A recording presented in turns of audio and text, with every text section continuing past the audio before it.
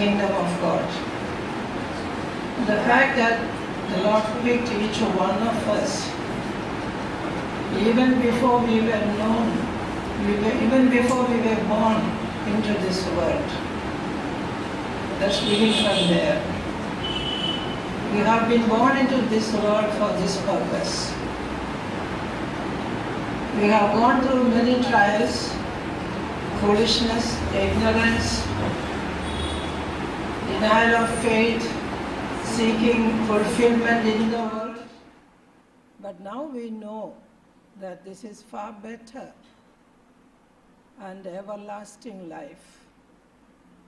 So we have made a choice for our life, and that's important that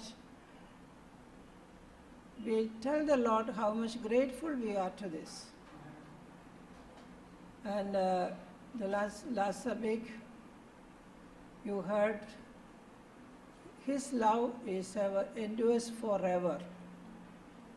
From Psalm 106, we looked at the various things that happened in the life of Israel, were denied the faith and walked away, and how He went after them, disciplined them, and brought them back into His kingdom. Because His love endures forever. We also have many agendas in life that have no eternal value, but just temporary value. We give more importance to things that we see, and very little importance to things that are in the only the Spirit can see. Because our corrupted hearts have blinded ourselves. We are sitting in darkness, claiming to be in light. Today again, the enduring nature of love is what I am going to give you. So that today we cleanse our hearts and change to a new being. Become more like Him in nature and live for Him so that His will can flourish in this world through our life.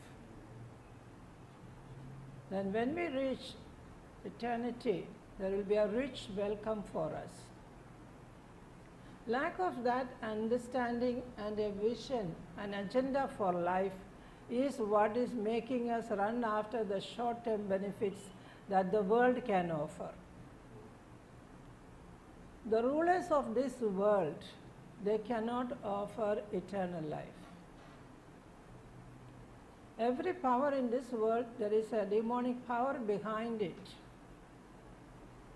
controlling human mind, human aspirations, so that we walk after that, thinking that that is the best for us.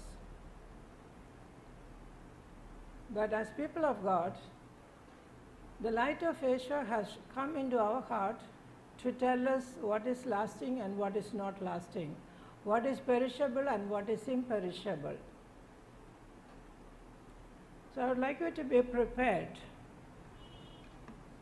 As you heard your pastor telling you about, very soon we are going to break forth and advance in His kingdom. I want to remind you, your brothers and sisters in Trivandrum are also having their worship at this time, 8:30 to 10:30. They are remembering you in prayer. I always give them instruction when I leave, please continue praying. And I would encourage you to pray, because the work in Trivandrum also is very tough to get a breakthrough, but we have started seeing the breakthrough. So perseverance in faith, sacrifices, willing to be humiliated by people, all these things we also as a small congregation had been going through. But as I was sitting during the worship, I want to tell you that the children are coming out more brighter than the parents. One family of 3 children, some of you know, they have come here for Passover. 10th standard, 8th standard, 7th standard, They share the word of God much better than the parents can do. They are so strong in their conviction. And the son, youngest is a boy. He will tell the mother, Mama, why are you upset? Trust the Lord. Trust the Lord. That is his theme for life. Trust the Lord.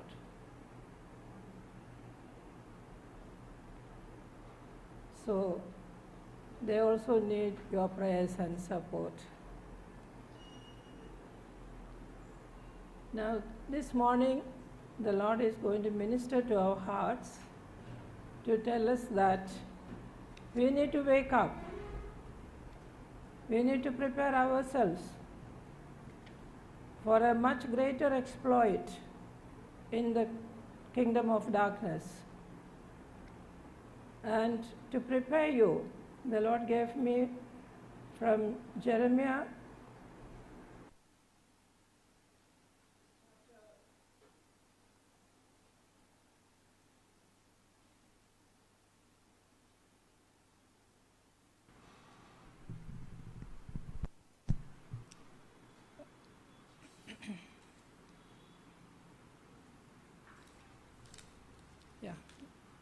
this morning, while praying, the Lord gave me this, so I had forgotten where I wrote it. Jeremiah chapter 9, verses 3 to 15.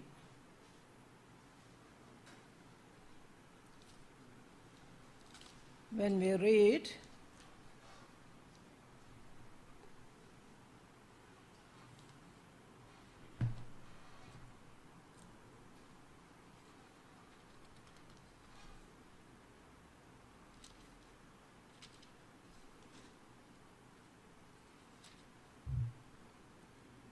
I would like to know how many of you are familiar with this book in the Bible. Can I see the hands lifted up? Those who are familiar with the book of Jeremiah. That's why your hearts are not getting cleaned enough. Israel's disobedience is very clearly portrayed by Prophet Jeremiah. He ministered to about 4 or 5 kings. You will read in 2 Kings towards the end. The Lord he was the only prophet who stood for the Lord. Kept saying, your sins are like this, you repent, you will not go into slavery. But they refused to believe that, because there was a large crowd of false prophets surrounding the king, all the kings. And those kings reigned only for 2 years and 3 years like that. They did not reign for 20 years or 15 years as the earlier kings reigned. So with that pain in his heart, he was receiving from the Lord and pouring down to the people. It gives a very detailed expression of God's pain and love for his people. Don't take Yeshua for granted. Please don't take him for granted. Every kind of disciplinary measure taken by Yeshua in the book of Jeremiah, every minute detail that you may think, have great impact in the kingdom of God. And he considers them as very great.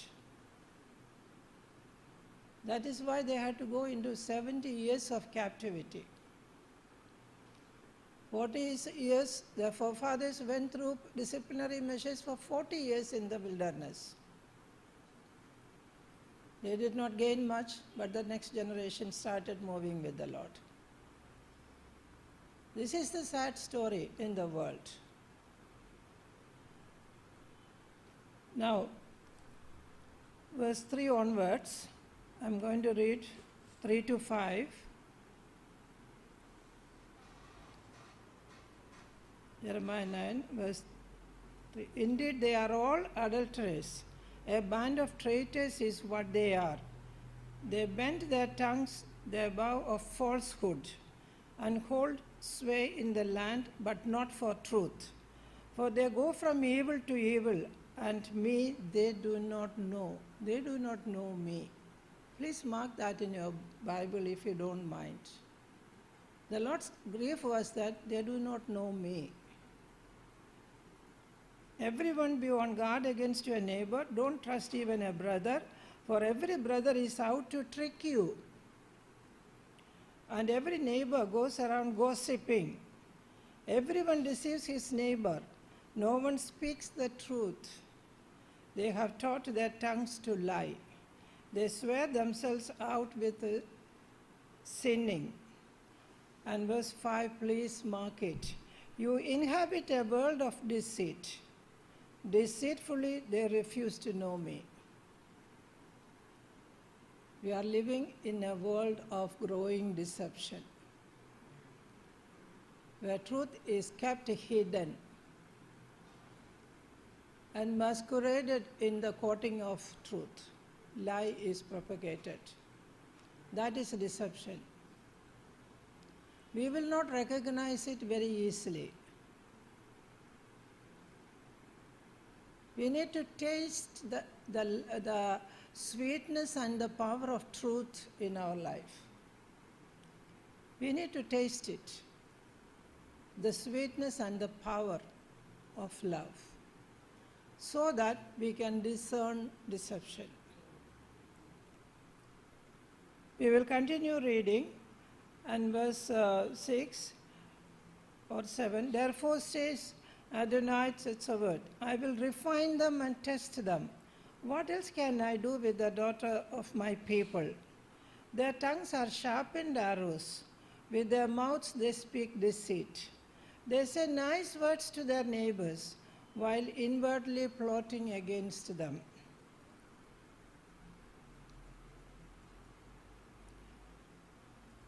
Verse 8, should I not punish them for these things? For which things? 6 to 8. For doing the things that are brought out in verses 6 to 8. Should I not punish them for these things? Say, ask Adonai. Should I not take a vengeance on such a nation? Which nation is that? Israel, his nation, his people. Then 9 onwards. I weep and wail for the mountains and lament over the desert pastures because they have been burned up. During the process of God disciplining his people, nature suffers. The nature suffers, and the Lord is weeping over the nature that is suffering, because that is also his creation. He is weeping over that. No one passes through. They no longer hear the sound of cattle. What? The mountains. The birds and the wild animals have fled, are gone. Verse 10, I will make Jerusalem a heap of ruins, turn it into a lair for jackals, and make the cities of Yehuda desolate, with no one living there. Those who have studied the book of 2 Kings, this is what happened to Jerusalem when Nebuchadnezzar took Judah as batch by batch to Babylon in a period of 8 years' time. Jerusalem was left like this. Verse 12, because they abandoned my Torah, which I set before them, I neither listened to what I said, nor lived accordingly, but have lived by their own heart's stubbornness. If you want, you can mark that, heart's stubbornness. Unwilling to renew our mind. That's a simple understanding. Unwillingness to renew our mind using God's word. Romans chapter 12, verse 1 and 2. Those who are unwilling to do that are called stubborn. And by the Baalim, as their ancestors taught them. Therefore, says Adonai Sabaoth, the God of Israel, I will feed this people bitter wormwood and give them poisonous water to drink. I will scatter them among nations, that neither they nor their ancestors have known. I will send the sword after them until I have wiped them out. Now, this is just to remind us that He loves us, He cares for us. But He will not tolerate our wickedness forever. As we are growing up, He comes to deal with us, correct us, and expects us to change. Now, this morning, I want to remind you, the word will come to you with that perspective of touching you, convicting you of where you are wrong, so that you will humble before the Lord, accept it, and repent. And repent.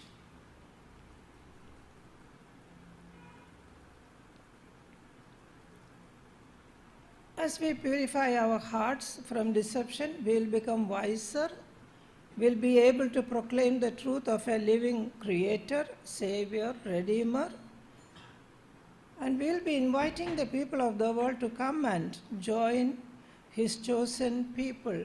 That is what Apostle Peter wrote in the book of 1 Peter chapter 2, 9 and 10. If one of you can read it, it will be good. 1 Peter chapter 2, verses 9 and 10. You are a chosen people. Anyone wanting to read? But you are a chosen generation, a royal priesthood, a holy nation, His own special people, that you may proclaim the praises of Him who called you out of darkness into His marvelous light, who once were not a people, but are now the people of God, who have not obtained mercy, but now are obtaining mercy. This is our life.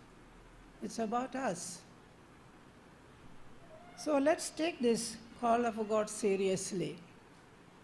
Now, verses 11 to 25 of the same chapter talks about God's people, how they should live. So let's continue. 11 onwards. Loved ones, I urge you as strangers and sojourners to keep away from fleshly cravings that war against your soul. Yes, Denzel, continue. Having your conduct honorable among the Gentiles, Yes. that when they speak against you as evildoers, they may, by your good works which they observe, glorify God in the day of visitation. Okay, we'll stop there. It says there, the world has to see our good deeds. What are the good deeds? Deeds done in faith and love. It's not the words that we preach that will touch hearts and deliver them. It is the truth about God and His love reaching the hearts of people through us. So we are carriers of His love. We have to become carriers of His love. All right, we shall continue. 13. Therefore submit yourselves to every ordinance of man for the Lord's sake, whether to the king as supreme, or to governors, as to those who are sent by him for the punishment of evildoers. All right. Authorities are set up in the world by the Lord. Whether they know the Lord or not doesn't matter. Even if they don't know Him, He knows them. He knows them. He puts people there for our benefit. But what benefit? That's what we are going to learn. For punishment of those who do evil, And for the praise of those who do good. Okay. For this is the will of God, that by doing good you may put to silence the ignorance of foolish men. Yes, do good so that the foolish people become silent. Continue propagating the love and power of the Lord through our life. Whether it is at home, neighborhood, people walking on the street, when a vehicle comes and it is not in accordance to how we want that person to drive, we start yelling. If they don't drive according to how we want them to drive, we start yelling at them. And they don't even hear, they pass by. So who loses peace?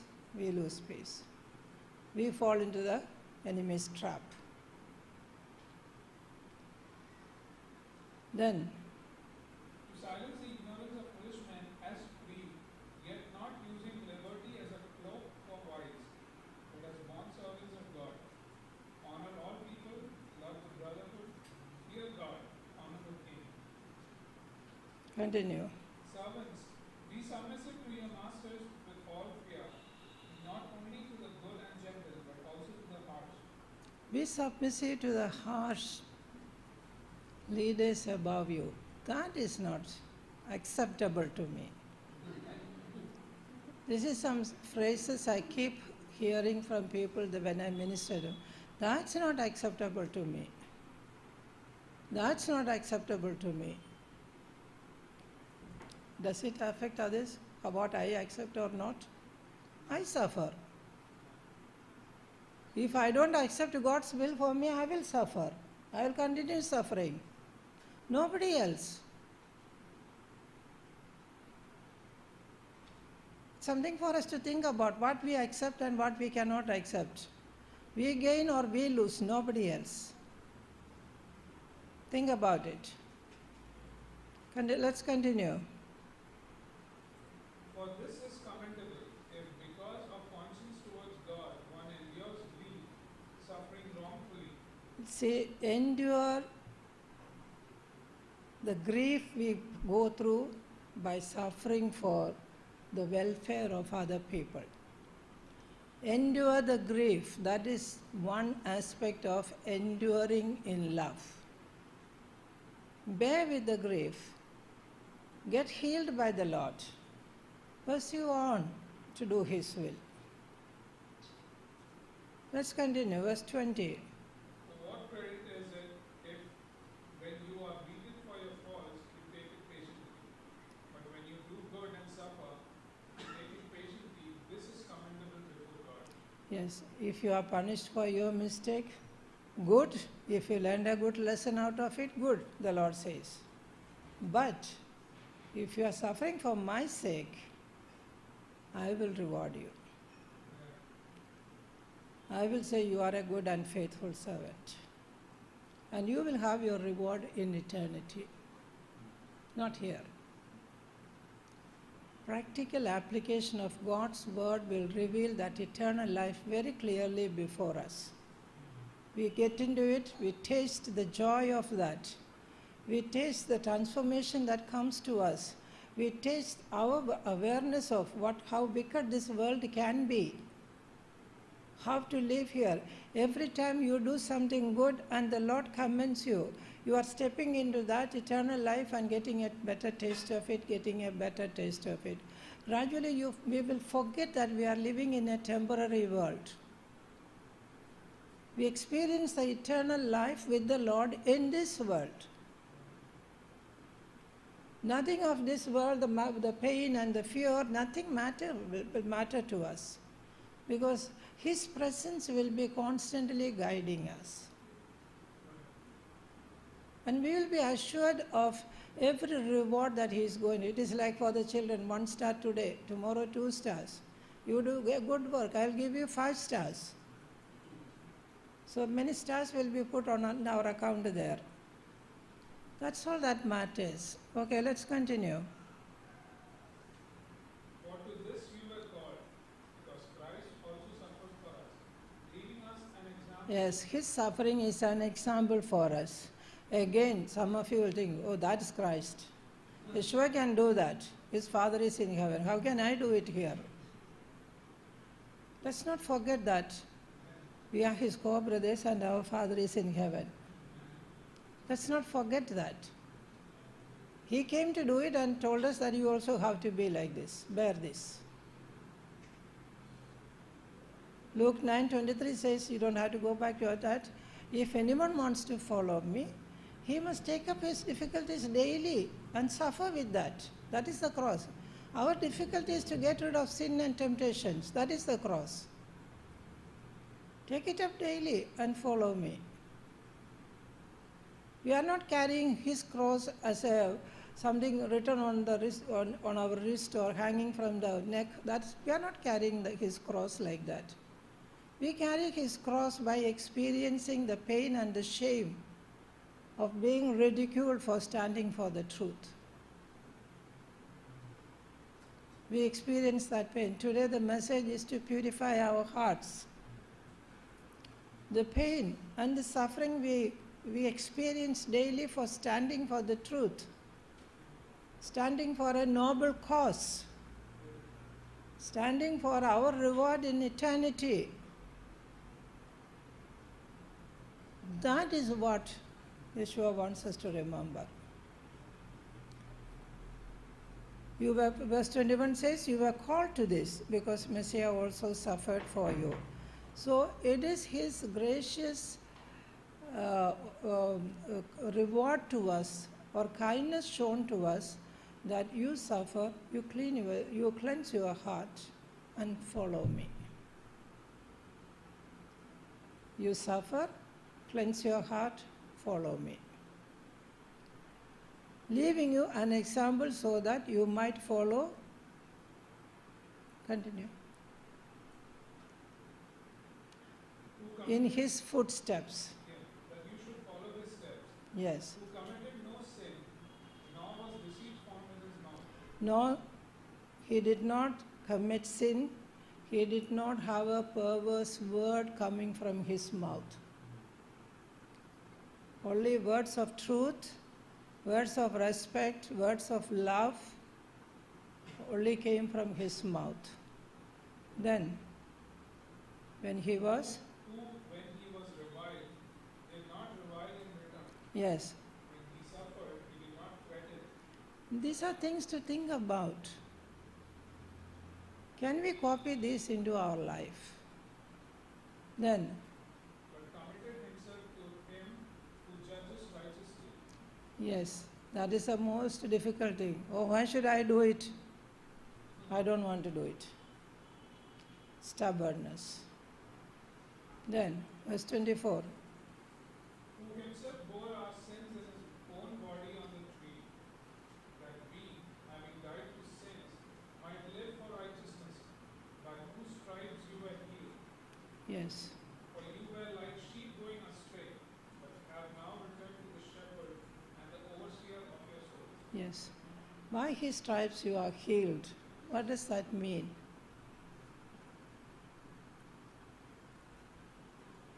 We are healed from all corruptions. We are made clean because He died for our sins. But usually what happens is we believe it, we confess it, from the next moment we start doing that all over again. We return to the same life. Even today it might happen, but be careful that today you don't repeat that same mistake. Whatever your spirit is receiving today, adopt that into your life at that time, and the changes you will see in your life. So, we have, with this in mind, this is the word from the book of Jeremiah and 1 Peter telling us today a brief summary of what the Lord expects from us. All right? Now we are going to see how we are going to achieve it.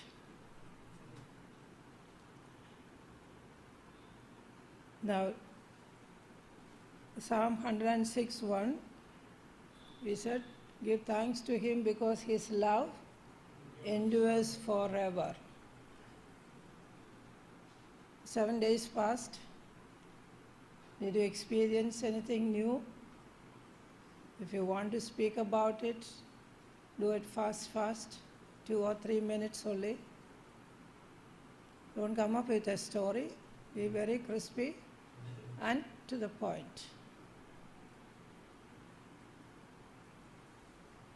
Stories are for unbelievers. The Lord used parables to express, communicate a truth to those who were blinded. But to His disciples, what did He do? He spoke the truth directly. So nobody has a testimony about, after hearing about Adonai's love endures forever, give thanks to him. You didn't have an opportunity to thank him during this 1 week? If you had, say that. Because we wanted to thank him because his goodness is revealed in how he takes us through correction. Yes. And then reveals his, he reveals his discipline. He does that only with his children. Yes. It is his goodness that he corrects us and restores us to him rather than abandoning us, throwing us away. Anyone else?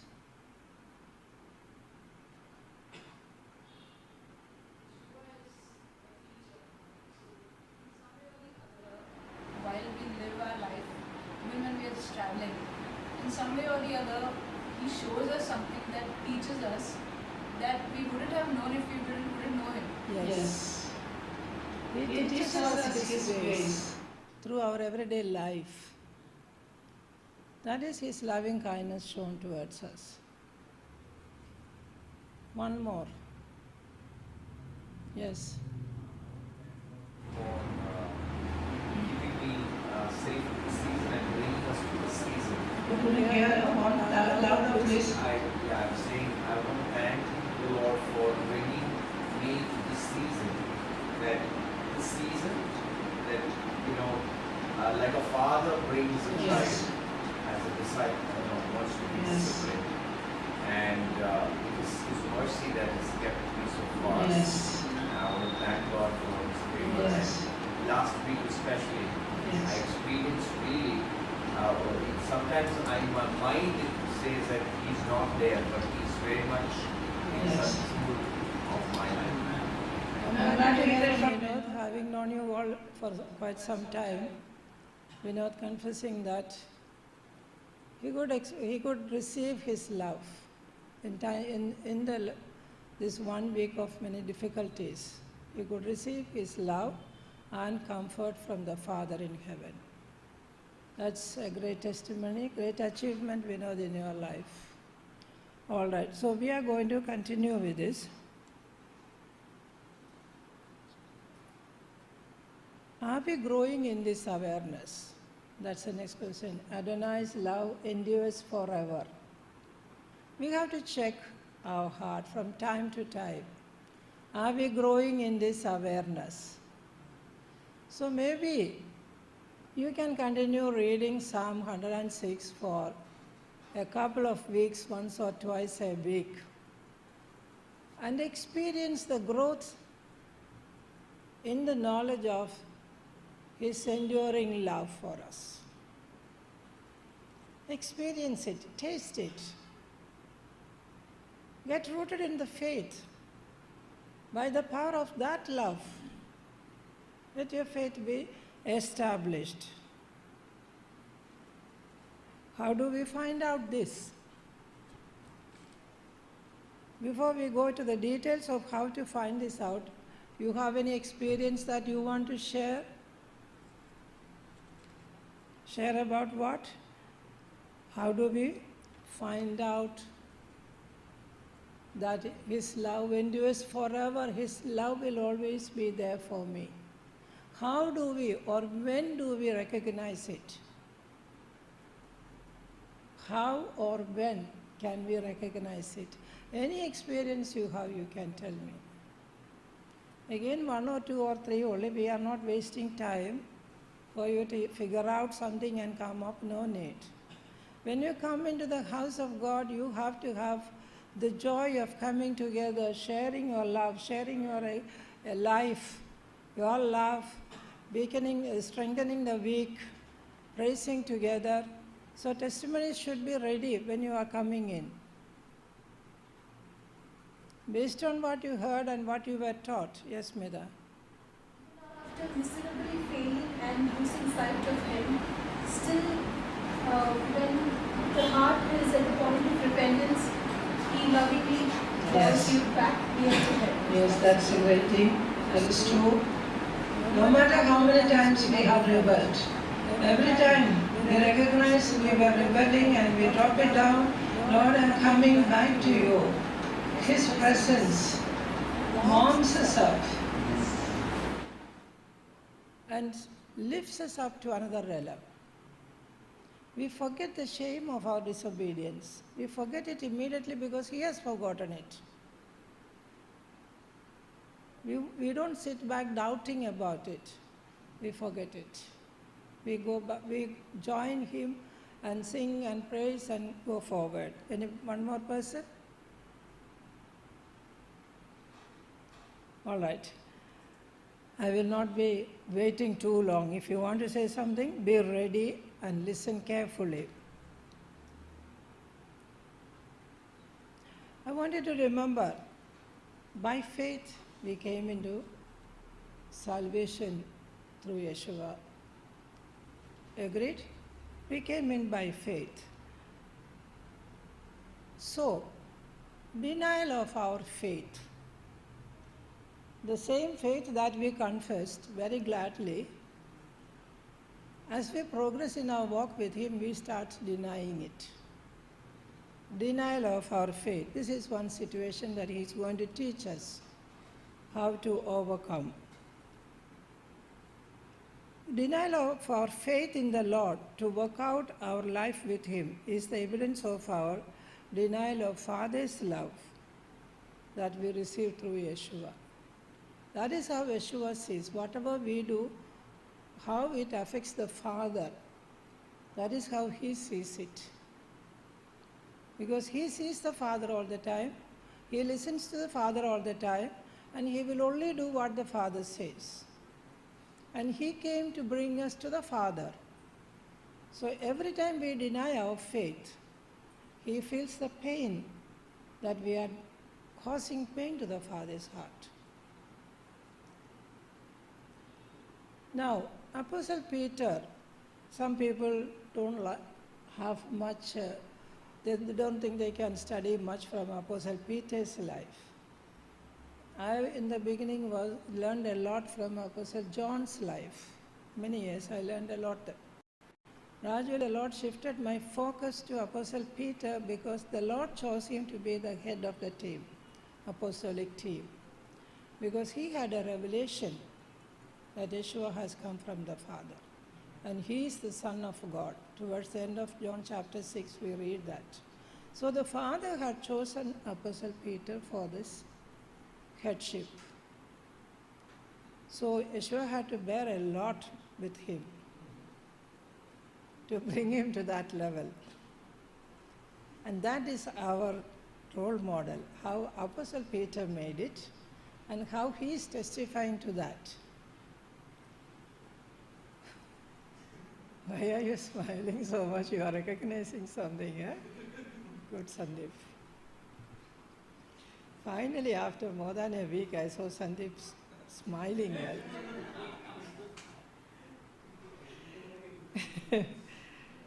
Let's read John chapter 6, 67 to 69.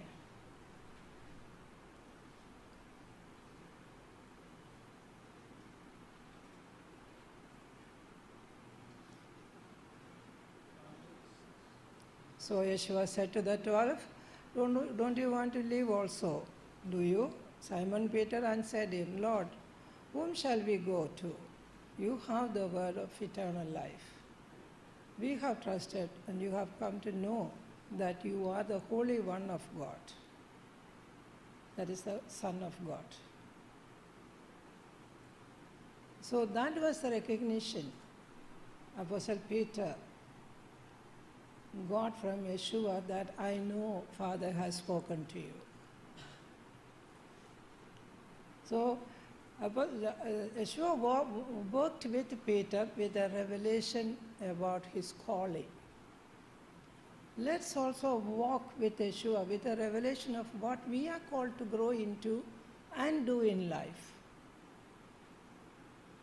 If we have that revelation renewed with the different experiences, then we will not be denying our faith every time. That is the important thing, how Yeshua handled. The love in Yeshua's heart to see that this very same Peter will become finally the head of this team and will lead the team to do great things in this world in my absence. He knew, but he had to bear with him. Bearing with other people's weaknesses is what we are talking about, enduring in love. We don't give up on people. If we know God loves them, God has a plan for them, we have no right to give them up. Because they don't suit us, we don't want them in the congregation, we don't want them in our life. No, we have no right to do that. Now we go back to the different encounters where the Lord showed us a pattern of how to endure in love. From Apostle Peter's life, or disciple Peter's life, Matthew 26, 31 to 35. Matthew 26, 31 to 35. We see a situation where disciple Peter was very sure about his faith, but he was unaware about his weaknesses. So it became like a boasting about something. Boasting is being very sure about something that we don't have or we have very little. That is boasting. Okay, so what do we read? One of you will fall away because of me. It is written, I'll strike the shepherd and the sheep of the flock will be scattered. But after I am raised, I'll go before you to Galilee. Then Peter replied to him, though all fall away because of you, I will never fall away. Yeshua said to him, truly, I tell you, this very night, before the rooster crows, you will deny me 3 times. Even if I must die with you, Peter says to him, I will never deny you. So said all the disciples. He gave them a chance to check their heart and evaluate the genuineness of their faith, but they were unwilling. Because of having lived with him for more than 3 years or 3 years, that familiarity with him made them feel they are okay. Today, that is one thing we have to recognize. We had been living in sins in certain areas of our life many years, and Yeshua did not say anything, so it is okay. No. Yeshua was waiting for us to discover it by ourselves and correct ourselves. It is not okay. Corrupted hearts boast in what they don't have. You make a note of it. Corrupted hearts boast in what they don't have. We don't see the reality. We don't estimate the reality if our heart is not right with God, because we are full of praises to ourselves. Disciple Peter was praising himself. No, I will not deny. Peter was praising himself. So, self, being very strong about my ability, I will not walk away. You know, during marriage, this is something we encourage people to make false promises. And very soon, they forget all this because they have not been trained to work out this married life. And within a week, on the same day, divorces start happening. This is another practical evidence of what we are talking about. We have a responsibility to make people aware of what they are committing to. We have a responsibility. It's not on the day of the marriage, at the time of the marriage, to teach them and train them. It has to be done before that. Teach and train the souls in the kingdom of God about the value of marriage. What we are entering into is a covenant as sequel as to our salvation covenant. These two have to go work out together.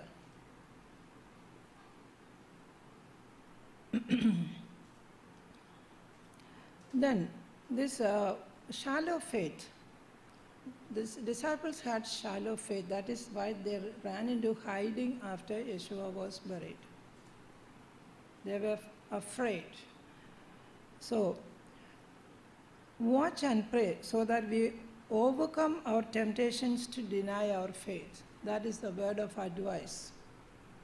Recognizing that our faith is not strong enough is one thing. How to handle it is watch and pray. When we are going through a situation where it can become hard and we deny our faith, we have to keep praying, Lord, I am weak, but you are strong. Let your strength manifest in me and make me complete this journey. We have to acknowledge our weaknesses and receive strength to move on. Let's read in the same chapter 40 and 41.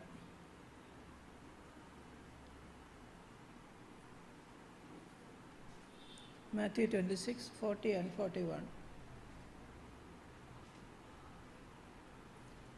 He comes to the disciples, you know this portion, in the Garden of Gethsemane, and finds them sleeping, and he tells Peter, so couldn't you keep watch for 1 hour? Keep watching and praying so that you won't enter into temptation. The spirit is willing, but the flesh is weak. What is Yeshua talking about, pointing this out to Peter? The next denial of faith is going to happen very soon in the courtroom. Watch and pray so that you will be strong enough to go through temptations to deny your faith in me. You will see me suffering and you will think you will also be beaten up together with me. So you will deny your faith in me. Watch and pray that your faith will be strong and you will not deny the faith. Then, actually, finally, in 69 to 75 of the same chapter, we see that 3 times he denied. Can one of you read it? Matthew 26, 69 to 75.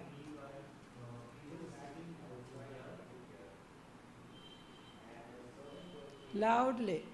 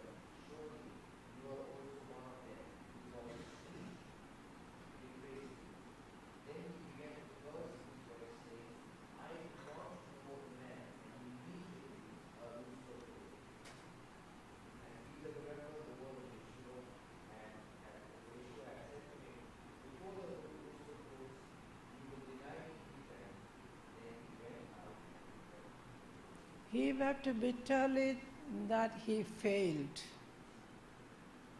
After failing, what's the point in crying over it?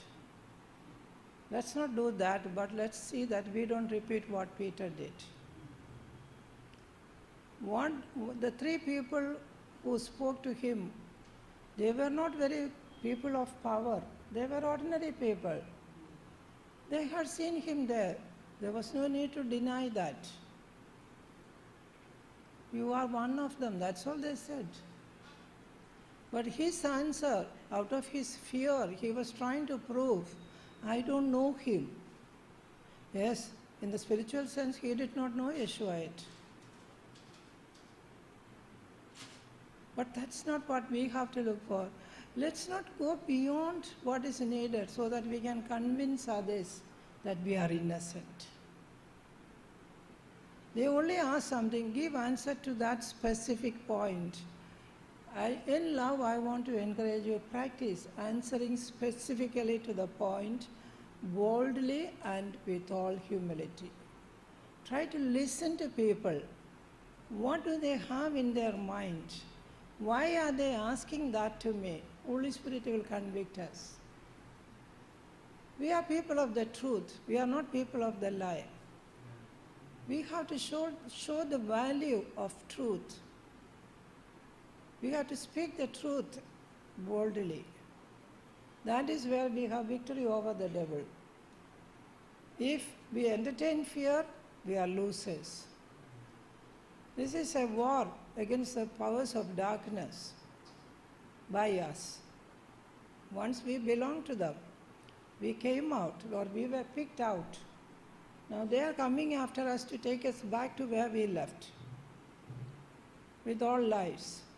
So we have to be very bold in speaking to people. We will not fall into unnecessarily into persecution if we can handle it very wisely. We will have persecution, but wisdom is also given to handle persecution. Once I was met by two men who followed me on the bike, accusing me for having been visiting their relative's house. They were of another faith. It is true, and they had caused damage to my car. So I left the car there, I came walking, and they followed me in the bike. And two things happened. It was about getting dark. The street light was on. It was a lonely road. So I listened to what they were saying, and I said, I went there because the mother in that home asked me to go there and talk to them. That's why I went there. That's all I had to say. But out of nowhere, an elderly man walked towards me and asked, are they troubling you? I thank God for that. I said, they are not troubling. They are asking me something. I have not done anything wrong. Then he started dealing with them, turned them away, and I went home. If we can handle it wisely, we will not fall into persecution unnecessarily and get beaten up. Peter knew about his shallow faith because the Lord had warned him few hours earlier. So when that happened, because of the fear in him, he was trying to convince himself. But all they asked is, you are one among them. You are also one among them. Keep that in mind, that we don't do such silly mistakes in the name of the Lord. So repent for our repeated failures and ask for God's grace to deliver us from our weakness. Peter may have wept for various reasons. It is not mentioned there why he wept. And let's not assume and make stories out of it. We shall leave Peter alone to answer it sometime. In eternity, if we meet him, we can ask him there. But we will proceed. Now, how to handle such situations when we are warned about our weakness? How do we become strong? Now we go to another apostle, Paul, with whom we are very friendly. We know him more than he knows himself. We claim to be knowing Apostle Paul very much. We are authors of Apostle Paul's life. Let's see what he says. 2 Corinthians chapter 12, 8, 9, 10. Before that, 2 Corinthians 1 to 6 talks about a situation in his life. He also had reasons to boast, but he decided not to boast. Peter boasted about his faith. Apostle Paul decided not to boast. Let's read 1 to 6 first.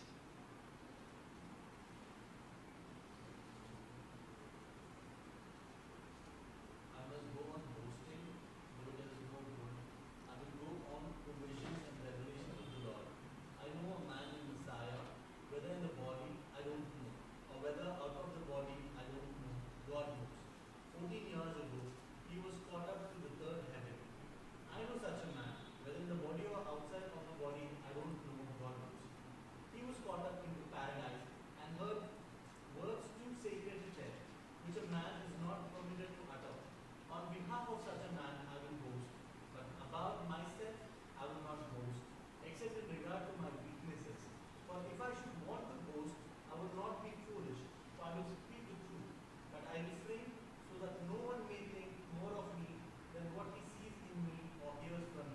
Something we learn about boasting. When does it become boasting?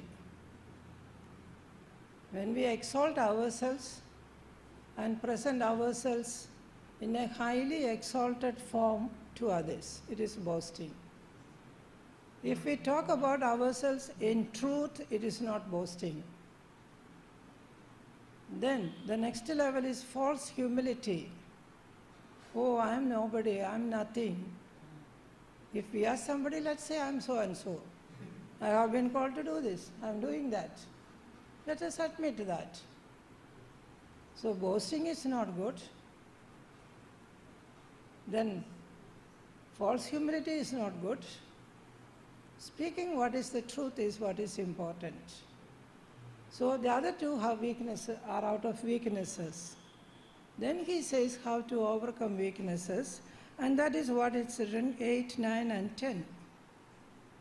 I pleaded with the Lord 3 times about this, that it might leave me. But he said to me, my grace is sufficient for you, for power is made perfect in weakness. Wait. See, he had a problem. A thorn in my flesh, it is interpreted in various ways. I am not coming to teach you about it, but it had to do with the revelations he received that is mentioned above. So there was so there was some difficulty, some problem he kept on facing always. And that kept him humbled before God. So when we have too much knowledge, we want to boast. So the Lord will send a warning signal to us from time to time through people who may criticize us, who may judge us wrongly. We just have to be humble before God. We are talking about enduring in love. Our weakness is that we want to boast. But that is where these people will come and tell us about our weakness. So what we do is, the next verse says, but he said to me, my grace is sufficient for you, for power is made perfect in weakness. That is, my power will work in you and make you perfect. I will give you grace to handle them. That's all it says. So when we have a weakness, we take it in prayer to the Lord and we continue with our journey. And He gives us strength to strengthen our weaker areas of life. And we can speak the truth boldly. Therefore, I will boast all the more gladly in my weakness. So he said, I am not going to boast about my achievements, but I am going to boast about my weaknesses, so that the power of Messiah may dwell in me. For Messiah's sake, then, I delight in weaknesses, in insults, in distresses, in persecutions, in calamities. For when I am weak, then I am strong. Something is filling in the gap is there. When I am weak, He will come and strengthen me, and I will be strong. If we don't recognize our weakness, we will not take that correction from the Lord.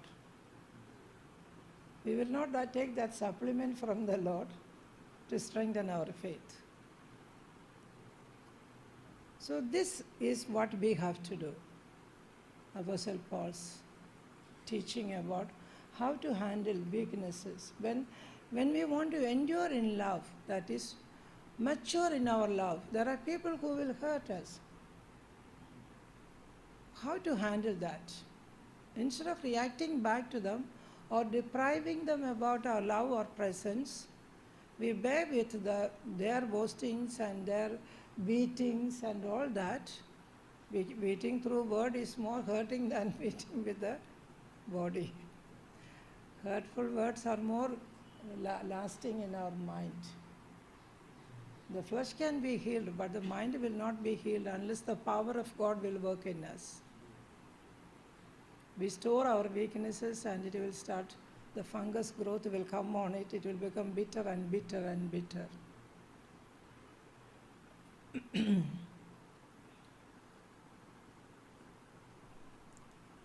Now, I would like you to think about this, just 5 minutes.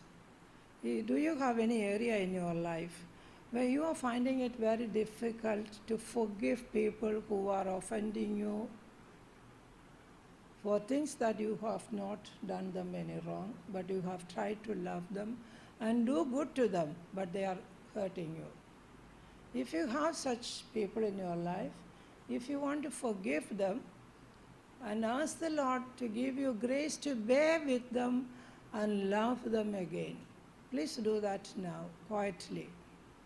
When we move in faith and obedience, life becomes more joyful and easier. You can write it down as a slogan for your life. Live in faith and obedience. Life will be more fruitful, joyful, and easier. Because He has not burdened us, He has not called us to be burdened, but He called us to live by learning from Him and doing what He entrusted into our hands. First, we have to go through the training with Him, get equipped to do that work. That equipping process is happening now, which had been happening, but you are giving it a final touch. That's why the message is going like this. Okay. Now we put Apostle Paul away. We go back to Apostle Peter. John chapter 21, 15 to 17. Before handing him over the apostleship, the head of the apostleship, the Lord Yeshua had an encounter with him again to lead him deeper into his heart, to examine and confess whether he is ready. So 21, 15 to 17. When they had finished breakfast, Yeshua said to Simon Peter, Simon, son of John, do you love me more than this? More than all the others with you? Do you love me? Yes, Lord. As you said, yes. I am ever ready to do everything. Yes, I am ever fit. I am ever fit to do everything. He said, feed my lambs. Okay, then let's continue. He said a second time, Simon, son of John, reminding him of his father, do you love me? Yes, Lord. You know that I love you. Now it is a question of wrestling with Yeshua. Why are you asking me like this? Don't you know I love you? This is how we respond to people, and Peter also responded like that. Take care of my sheep. He said to him a third time, Simon, son of John, do you love me? Now Peter got the message. Peter grieved. He understood. Yeshua is not a fool like me. He knows there is something hidden in me. He said to him, Lord, you know everything about me. That was a true confession. I believe he recognized he had weak faith, and he told Yeshua, you know everything about me, how many times I can deny you, I can boast, all this you know. You know that I love you. It is true, I am weak, but I love you. That is our decision, our determination, regardless of how fit we are in the kingdom. It's our desire to love another person. It is our desire to love Yeshua. We can confess that gladly. He said, feed my sheep. So 3 times the Lord made him repeat, I love you, I love you, I love you. So 3 times he denied and 3 times he had to confess. So restoration had to be done in the right measure. Restoration has to be done in the right path, in the right measure. That is what we learn from Apostle Peter's life. Then we will remember in Garden of Gethsemane, the Lord had told him, watch and pray, which he did not do. Peter must have repented for all that. If we watch and pray, when the opportunity comes for persecution, we will stand boldly and handle it. So we are not going to be excused as Peter got an exemption probably because all these years of training with the Holy Spirit in the Word of God, maybe the Lord expects a better response from us than He expected from the apostles. The Lord told Peter His will concerning Peter. And then He said, follow me. So that is a testimony to us. We repent, we get restored, we continue following. We repent of our sins, we get restored, and we continue following Him. Now, in 2 Corinthians 5:11-20, now I'm not taking time to read it. Those who know will know, it can be on the board. 2 Corinthians 5:11-20, it says, as ambassadors of Yeshua in this new covenant era, we are called to purify our love, guard it from corruption. Then only our faith will be strong enough to resist the temptations to deny the faith and then do the reconciliation ministry. We are called to do the reconciliation ministry. We are new creations, and we are called to bring more and more people into His kingdom with a renewed mindset.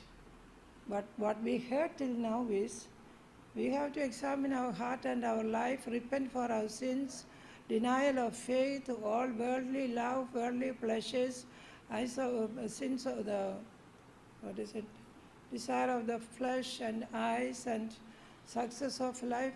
Repent about them and forsake them and move on, because we are new creations. This is a demand from our life as new creations. This is a demand from our life to do the ministry of reconciliation. Reconciling what? Reconciling the sinners to Yeshua, their Redeemer. This is our ministry. Those who win in the race will go through repeated failures, but Yeshua will pick us up and strengthen us through the ministry of the Spirit-led Word of God. As we saw in the life of Peter, he had repeated failures even after his selection. While going through that training with Yeshua, he faced repeated failures. We don't have to worry about that. Through the Spirit-led Word, He will touch our hearts. We just have to repent and forsake it and move on with Him. So what we are talking about, there's little more to add on to this. What we are talking about is our love should endure all temptations to deny Him. All temptations to deny Him, we should be able to deny. And through that, our love will endure. So sufferings alone can heal our love. Only sufferings can bring healing in our mind and heart. Pleasures in this world will not bring any healing. Sufferings alone will bring healing. Now, we go to the book of Peter, 1 Peter, 2 Peter chapter 1, 3-5. Take it. 2 Peter chapter 1, verses 3-5.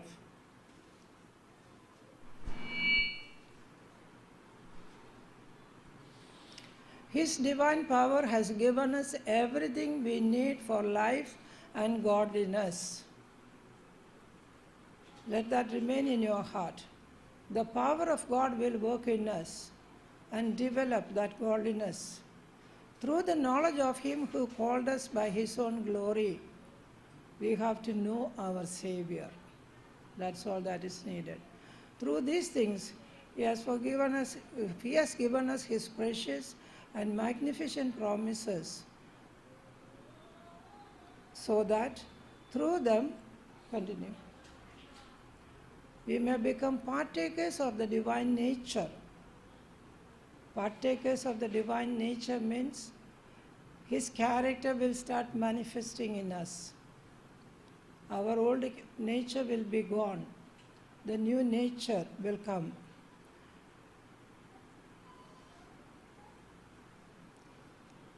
Since you have escaped the corruption that evil desires have brought into the world, now for this very reason, making every effort, add to your faith virtue, and virtue knowledge, then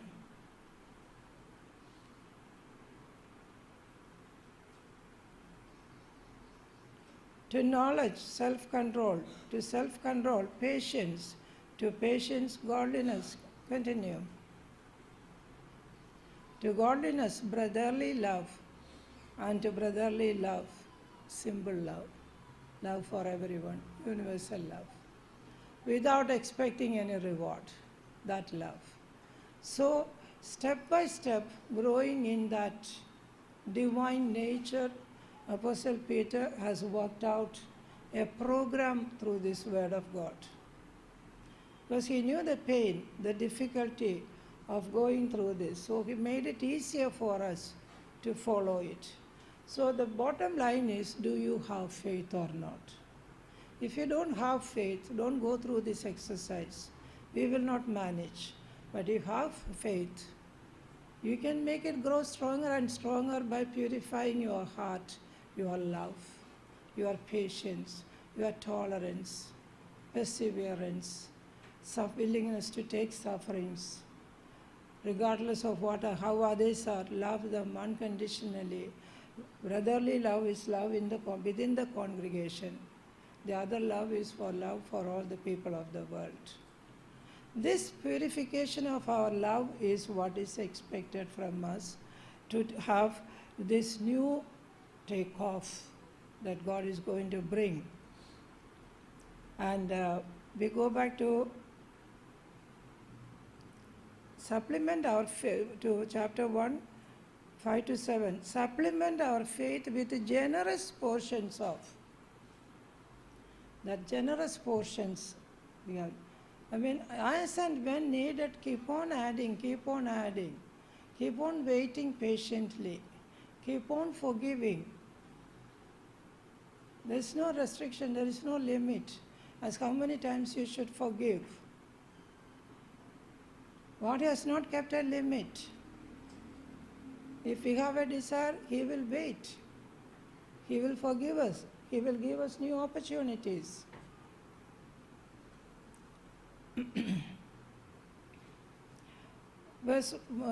Chapter 1, verse 8, 2 Peter 1:8.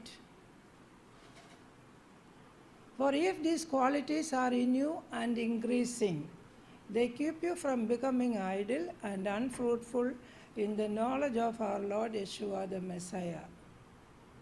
That means, if these qualities are in us in large measures, we will be very productive in the kingdom of God, to save souls and establish them in the faith. We will be ambassadors of Christ, as it says in 2 Corinthians chapter 5. Ambassadors cannot go and sit idly in another country. What will the government do? Who send them out? They'll call them back and send somebody else. We have to be productive and meet up with the requirements. And verse 11, such people will receive a grand entrance to the eternal kingdom of God. Acts 7, 51 to 56 talks about Stephen, one of the pioneers in the book of Acts. His preaching caused a great commotion. They started throwing him stones, and he died in that. But he got a grand entrance into heaven. That is what we read chapter 7, 51 to 56. O you stiff-necked people, you uncircumcised of heart and ears. Who are these people Stephen is talking about? Jews who did not recognize their Messiah. who wanted him crucified. You resist the Ruach HaKodesh as your fathers did. You do as well. Which of the prophets did your fathers not persecute? They killed the one who foretold the coming of the righteous one. Now you have become his betrayers and murderers. You who received the Torah by direction of angels and did not keep it. When they heard these things, they became enraged and began gnashing their teeth at him. But Stephen, let's give importance, full of Ruach HaKodesh, gazed into heaven and saw the glory of God, and Yeshua standing at the right hand of the Father. And he said, "Look, I see the heaven opened, and the Son of Man standing at the right hand of God." To do what? To receive his soul. Grand entrance into the kingdom of God. Now let's add a few tips to give you.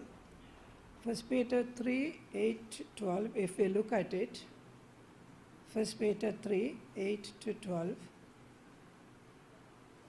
Love each other by growing in tenderly love. That tenderly love means we love not for the sake of killing, but for building up people.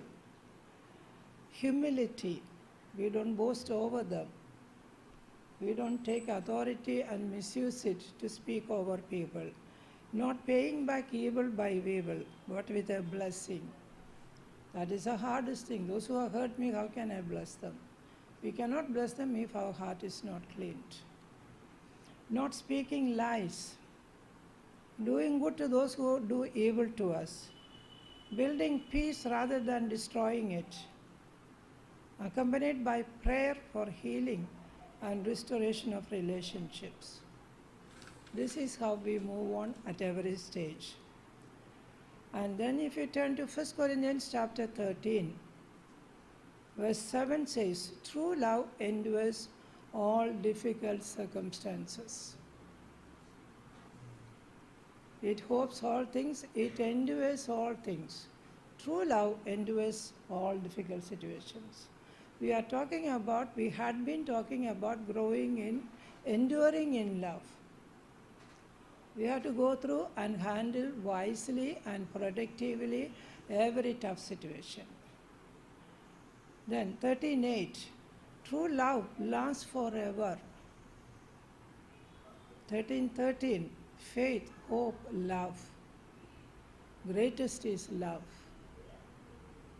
Greatest means highly valued, powerful, useful to build up lives.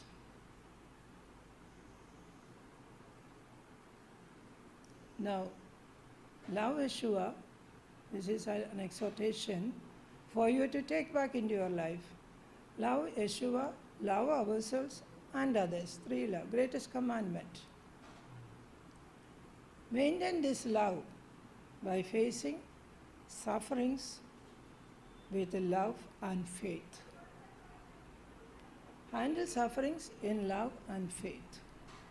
Resist temptations to fall away from faith. If we fall, we are falling into evil. Even if it costs us much, what is that? We can lose our reputation, our health, our wealth, and whatever other thing. Our relationships, many other things we can lose. So in closing, endure love.